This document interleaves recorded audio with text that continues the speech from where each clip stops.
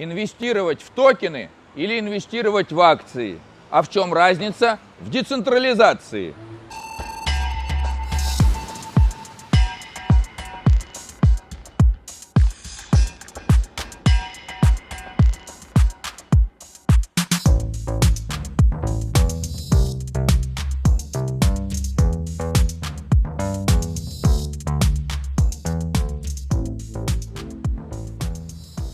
Чтобы понять, что между токенами и акциями нет никакой разницы, кроме децентрализации, давайте кратенько пробежимся по историям акций. Откуда они появились? Если мы посмотрим на историю появления акций, то все происходило приблизительно так. Есть компания людей или один человек, и они придумали какую-то интересную затею. И говорят, если мы реализуем эту затею, то получится вот такая вот крутая штука. И эта штука будет стоить, очень много. Только у нас сейчас бабок нету ее реализовать, поэтому мы выпускаем 100% акций нашей компании. И вот тот, кто купит эти акции, тот будет иметь процент прибыли. Купите 10% акций, будет 10% вашей прибыли. А если купите 51% акций, то не только 51% прибыли получите, но еще и будете решать, чем наша компания будет заниматься и как она дальше будет развиваться. И значит, открываете вы вместе с дружбаном ларек ночной. И по вашему бизнес-плану этот ларек должен приносить в месяц, приблизительно 10 тысяч. Только надо 1000 на аренду помещения и 3000, чтобы товару купить, чтобы в месяц получить 10. И значит, приходите вы вдвоем с дружбаном к Андрею и говорите: Андрей, у нас компания будет приносить 10 в месяц точно. 50% компании наши, а еще у нас есть 50% акций на продажу. Купи сколько сможешь, а мы на эти деньги реализуем бизнес. Андрей, значит, бизнес-план ваш посмотрел с дружбаном и говорит: вы знаете, я, конечно, готов вложиться, но все не куплю. 30% акций куплю. Говорит, 30% акций купишь, трешка твоя. Пошли вы, значит, дальше к Борису. Приходите к Борису и говорите: мы здесь свою компанию открыли, принесет 10 в месяц. Наш полтинник с друганом. Андрей 30 взял. Еще возьмешь 20, 20% твоих будет. Борис голову почесал, говорит: давай, беру 20% акций. И вот, значит, Андрей и Борис скидывают вам 5 вместе с дружбаном. Вы на эту 5 арендуете помещение, покупаете товар, у вас еще рубчик остался на всякие риски, и, значит, проворачиваете вы свою компанию. Через месяц у вас 10, и вы эту 10 делите по акциям. Полтинник ваш, 30 Андрея и 20 Борису.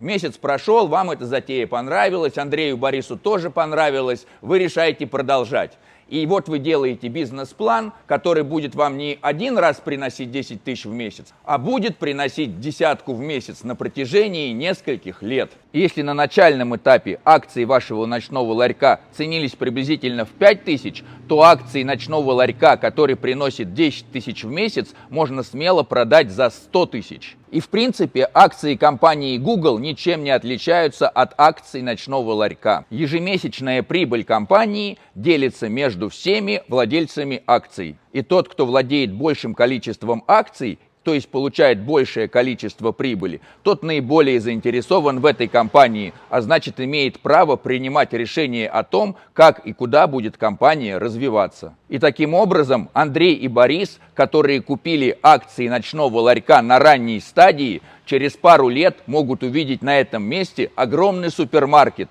И каждая их акция будет стоить уже далеко не 1000 и не 2. И то же самое произошло с акциями Google, Facebook и Amazon.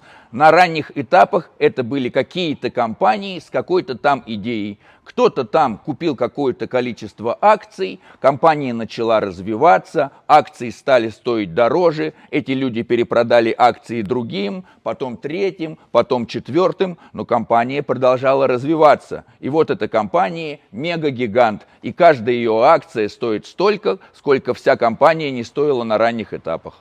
И управляют этими компаниями те, у кого больше всего акций. Как правило, это маленькая централизованная группа, которая принимает решения в своих личных интересах.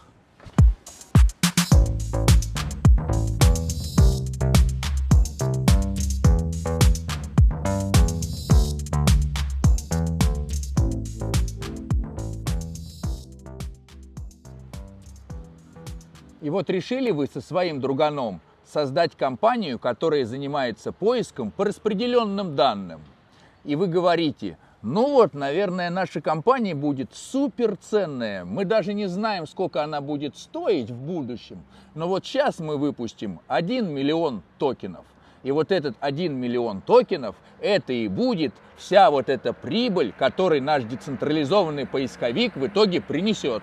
Только проблема в том, что вы и ваш друган живете абсолютно в разных местах. И, может быть, вы даже друг друга в реальности ни разу и не видели. Но вы все равно по интернету созвонились с Андреем и Борисом и говорите: Андрей, Борис, хотим сделать поисковик по распределенным данным. Идея: мы себе собираемся оставить 5% от миллиона токенов, а вы себе остальную часть-то возьмите, и у вас тоже будет часть нашей компании. Андрей говорит: я-то все 95% токенов не возьму, я возьму себе, пожалуй, пару процентиков, но есть у меня подруга Галина, она знатный дизайнер, ее это предложение заинтересует. А Борис вам отвечает: ну мне тоже все это не потянуть, я тоже себе парочку процентиков возьму, но есть у меня знакомая Валентина, она разработчик, ее это тоже вопрос заинтересует. И значит, вы да ваш друг Андрей, Борис, Валентина, Галина взяли столько токенов, сколько смогли, остальное пустили на пресейл.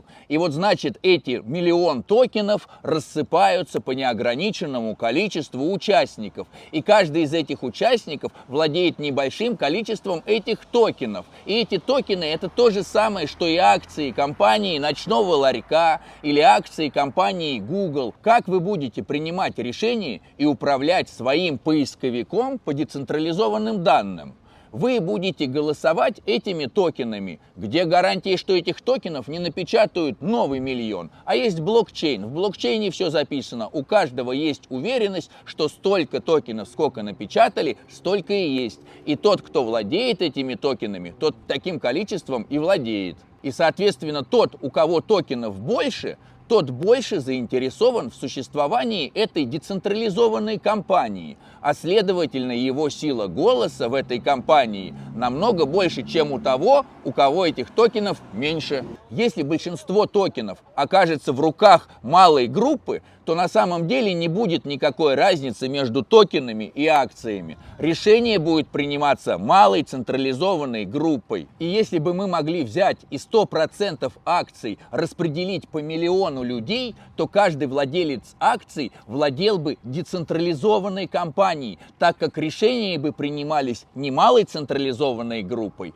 а гигантским количеством участников, которые распределены непонятно где. То есть централизованные токены, по сути дела, те же самые акции, а децентрализованные акции, по сути дела, те же самые токены. Просто у токенов есть блокчейн, и они не требуют доверия, а бумажки всякие подделать можно. То есть, инвестируя в акции, вы инвестируете в проект, который будет развивать малая централизованная группа. И нет никаких гарантий, что этот проект будет развиваться в интересах самого проекта, а не этой малой централизованной группы. А инвестируя в токены, вы инвестируете в проект, который будет развиваться неограниченным количеством участников. И более вероятно, что этот проект будет развиваться в интересах всего сообщества, а не малой централизованной группы. Но по сути нету никакой разницы между токенами или акциями, кроме децентрализации. Ну и как всегда, я не собираюсь давать вам никаких инвестиционных советов, потому что инвестиции мы будем обсуждать с Вовой на нашем новом канале, ссылку на который вы найдете в описании. Кстати, название для нашего нового канала мы так еще и не придумали, поэтому заранее подпишитесь, нажмите на колокольчик, чтобы не пропустить наше первое видео и конкурс. При этом наша рубрика Fork the System никуда не пропадает, поэтому ставьте лайк, подписывайтесь на канал FarkLog, чтобы быть в курсе последних новостей блокчейн-индустрии. А я пошел инвестировать в децентрализованные проекты.